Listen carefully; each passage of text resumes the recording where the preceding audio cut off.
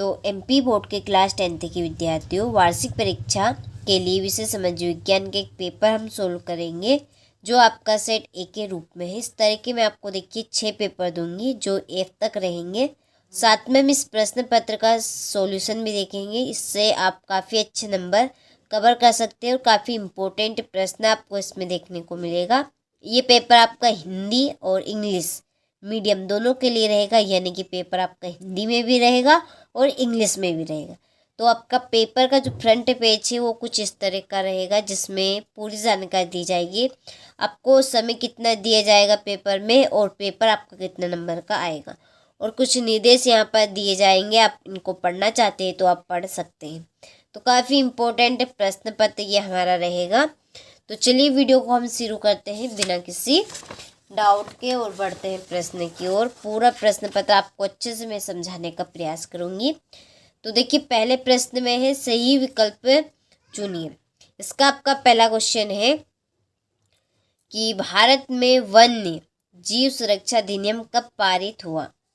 तो भारत में जो वन्य जीव सुरक्षा अधिनियम है वो कब पारित किया गया था, तो वो आपका 1972 में किया गया था।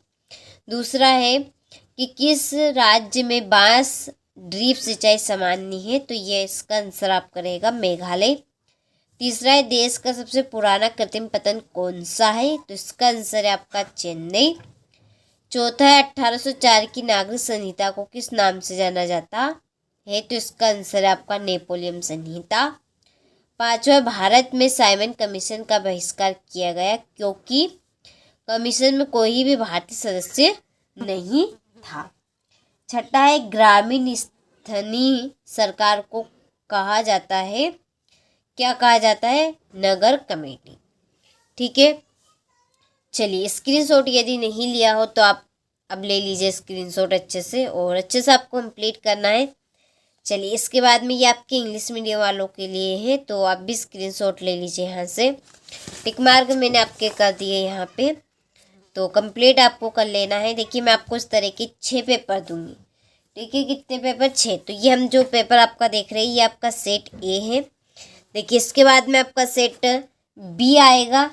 ठीक है, इसके बाद में आपका देखिए ये सेट सी है, फिर सेट डी, सेट ई और सेट एफ। ये आपके 6 सेट पेपर आपके सामने ही है। यदि आप इन 6 सेट पेपर में से 4 सेट पेपर कंप्लीट करते हैं तो 60 से 65% आप आसानी से बना लेंगे। यदि आप 6 के 6 पेपर कंप्लीट करते हैं तो आप 90 से 95 तक परसेंटेज आराम से बना सकते हैं। ठीक है, तो हमने इनकी पीडीएफ भी सॉल्यूशन की तैयार कर ली। एप्लीकेशन के ऊपर हमने पूरा अपलोड कर दिया है। आपको यूट्यूब पे जितना हो सके उतना हम आपको दे रहे हैं, लेकिन एप्लीकेशन में आपको A to Z पूरा मिल जाएगा। ठीक है, कुछ प्रश्न हमने अलग से भी ऐड किए हैं इम्पोर्टेंट परीक्षा के लिए। यदि आप उनको भी लेना चाहते हैं तो हमने देखिए एप्लीकेशन में पूरा अच्छे से पूरा अपलोड कर दिया है।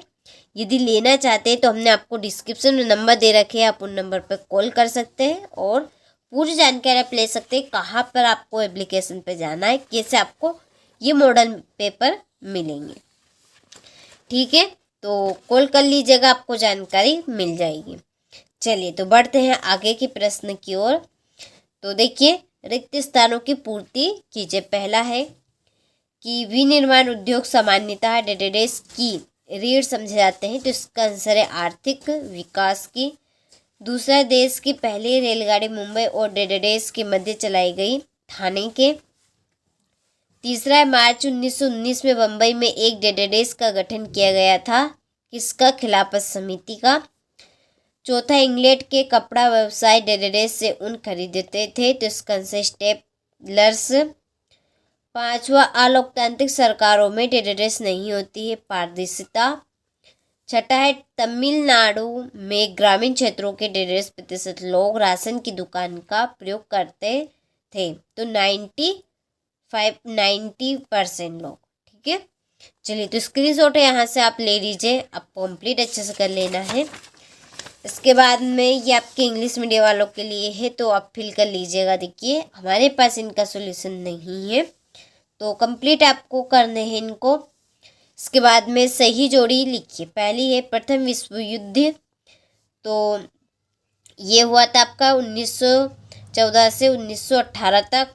सूती कपड़ा मिल, ये है आपका रिचर्ड आर्कराइड।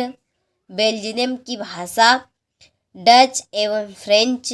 महिला साक्षरता दर, इसकी आपकी जोड़ी है 54%।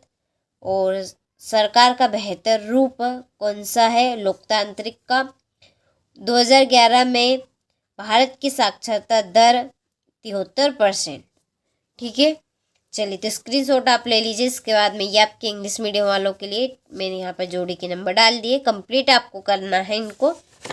चलिए आगे हमारा अगला प्रश्न कि एक वाक्य में उत्तर दीजिए। पहला है कि सीमांत सड़क संगठन कब बनाया गया था? तो ये आपका 1960 में।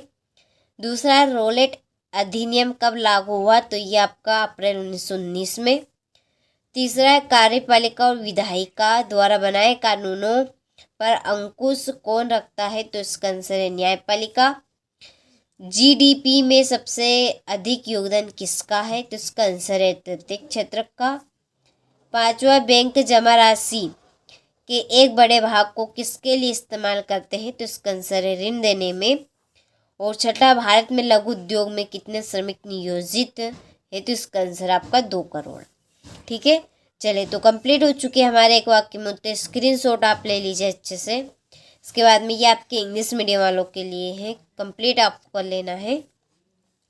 चलिए इसके बाद में है पांचवा प्रश्न, जिसमें सत्य सत्य आपसे 6 नंबर के पूछे जाएंगे। पहला है 2016 में भारत विश्व में चीन के बाद दूसरा बड़ा तिलहन उत्पादक देश था। तो ये बात आपकी सत्य, तो यहाँ पे आपको सत्य लिखना है। दूसरा, सार्वजनिक क्षेत्र के उद्योग जैसे रिलायंस टेस्को है, तो ये आपका सत्य, तो यहाँ पे सत्य लिखना है। तीसरा, 1805 में फ्रांस क्रांति हुई थी, तो ये आपका सत्य है। चौथा है जनगणना में प्रत्येक 10 वर्ष बाद सभी नागरिकों के धर्म को भी दर्जा किया जाता है, तो इसका आंसर आपका सत्य है। और पांचवा, लोकतंत्र में गलतियों को सुधारने की गुंजाइश नहीं होती, ये आपका सत्य है। और छठा है औद्योगिक क्षेत्र को प्राथमिक क्षेत्र कहा जाता है, तो ये आपका असत्य है। ठीक है, चलिए तो स्क्रीनशॉट आप ले लीजिए यहाँ से। इसके बाद में ये आपके इंग्लिश मीडियम वालों के लिए है, तो कंप्लीट आपको कर लेने हैं। क्वेश्चन नंबर 6 से देखिए हमारे 2 नंबर वाले प्रश्न शुरू होते हैं कि भारत में पाई जाने वाली मिट्टी के नाम आपको लिखने हैं। सातवां, जलोढ़ एवं काली मिट्टी में आपको अंतर बताने हैं। आठवां प्रश्न है गन्ना नगद दाम की फसलें है क्यों? नौवां है विनिर्माण क्या है? ठीक है, चलिए तो स्क्रीनशॉट आप यहाँ से ले लीजिए। इसके बाद में है 10वां प्रश्न, सीमा सड़क संगठन की स्थापना कब और क्यों की गई? डिजिटल भारत क्या है? कारण लाभ क्या था? काफ़ी इंपॉर्टेंट प्रश्न है ये सभी आपके, और इनका हमने सॉल्यूशन तैयार कर लिया है। यदि आप लेना चाहते हैं तो डिस्क्रिप्शन में हमने नंबर दे रखे हैं, आप उन पर कॉल कर सकते हैं और जानकारी आप ले सकते हैं कहाँ से आपको इनका सॉल्यूशन मिलेगा। पूरा सॉल्यूशन हमने तैयार कर लिया है आपके लिए, तो आपको कॉल कर लेना है। चलिए 14वां प्रश्न है वेलम और प्लाटेन से क्या आशी है? ठीक है, इसके बाद में उलमा व फतवा से क्या आशी, ये आपका इंग्लिश मीडियम वालों के लिए है नीचे। आगे चलिए बढ़ते हैं प्रश्न की ओर। तो देखिए 15वां प्रश्न है त्रिपिटका कोरियाना क्या है? फिर है 16वां प्राथमिक क्षेत्रक, द्वितीय क्षेत्रक और तृतीय क्षेत्रक को उदाहरण सहित आपको समझाना है। वैश्वीकरण क्या है और इन उद्योगों पर वैश्वीकरण का बुरा प्रभाव पड़ता है। जैव विविधता क्या है और यह मानव जीवन के लिए क्यों महत्वपूर्ण है? ठीक है, चलिए इसके बाद में आपका 19वां प्रश्न है कि एकात्मक शासन का अर्थ स्पष्ट करना है और इसके दोष आपको बताने हैं। एटीएम क्या है स्पष्ट आपको करना है। हमें भारत में ऋण के औपचारिक स्रोतों को बढ़ाने की क्यों ज़रूरत है? हमें खनिजों के संरक्षण की आवश्यकता क्यों है? और लोहा और अलोहा खनिज के बारे में आपको बताना है। ठीक है, चलिए इसके बाद में है रोलेट एक्ट क्या था, भारत के लोग रोलेट एक्ट के विरुद्ध में क्यों थे। और 23वां है भारत के मानचित्र पर निम्नलिखित को दर्शाना है। यहाँ पर दिए नाम अजमेर हो गया, बालाघाट हो गया, नर्मदा हो गई, रानीगंज हो गया, सोनीपत हो गया। ठीक है, तो इनको आपको भारत के मानचित्र में दर्शाना है। चलिए, तो ये आपका पूरा प्रश्न पत्र हो गया है सेट ए। इसके बाद में हम इसका पूरा सॉल्यूशन देखेंगे। ठीक है, इसके बाद फिर हम इसका सेट बी कंप्लीट करेंगे, फिर उसका सॉल्यूशन कंप्लीट करेंगे और फुल सॉल्यूशन आपको एप्लीकेशन के ऊपर मिल जाएगा। एप्लीकेशन पे आपको कैसे जाना है वो आपको कॉल कर कर ही पता चल सकता है, तो कॉल आप ज़रूर कर लीजिए, हमने आपको नंबर दे रखे हैं। तो चलिए मिलते हैं आपसे अब अगले वीडियो में।